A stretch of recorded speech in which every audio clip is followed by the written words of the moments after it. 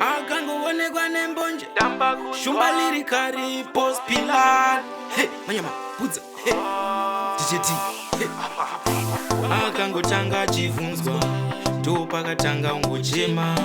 asi paiudzwa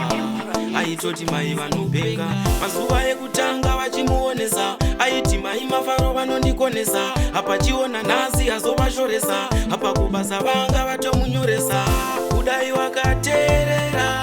usina kumboira kana mukomba vaida udzidze kuchikoro upase ramai ndizvo chete zvavaingoda dzira wakatevera usina kumboira kana mukomba vaida udzidze kuchikoro upase ramai ndizvo chete zvavaingoda apa wakatadza kutodzironga tsoro vaiti zvimwe uchavavakira chitoro wakatadza wega kutofambira muforo apa wakaita zvisina musoro wegawe chikoro nemucholo hazvisangane amai mashoko iwe usakanganwe vakati hazviite ende hazvifite uchangofa iwewe zvisingaiteerera usina kumboira kana mukomba vaida udzidze kuchikoro upase ramai ndizvo chete zvavaingoda dzira wakatevera usina kumboira kana mukomba vaida udzidze kuchikoro upase ramai ndizvo chete zvavaingoda akangotanga achivhunzwa ndopakatanga ungochema asi paiudzwa aitoti mai vanobheka mazuva ekutanga vachimuonesa aiti mai mafaro vanondikonesa apachiona nhasi azovashoresa apa kubasa vanga vatomunyoresa kudai wakateerera usina kumboira kana mukomba vaida udzidze kuchikoro upase ramai ndizvo chete zvavaingoda dzira wakatevera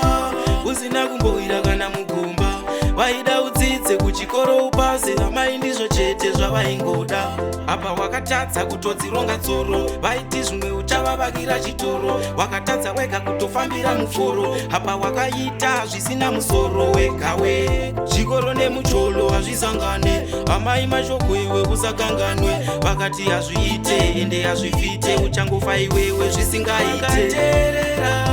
usina kumboira kana mukomba vaida udzidze kuchikoro upase ramai ndizvo chete zvavaingoda dzira wakatevera usina kumboira kana mukomba vaida udzidze kuchikoro upase ramai ndizvo chete zvavaingoda kudai wakateerera usina kumboira kana mukomba vaida udzidze kuchikoro upase ramai ndizvo chete zvavaingoda dzira wakatevera usina kumboira kana mukomba vaida udzidze kuchikoro upase ramai ndizvo chete zvavaingoda chikoro nemucholo hazvisangane amai mashoko iwe usakanganwe vakati hazvi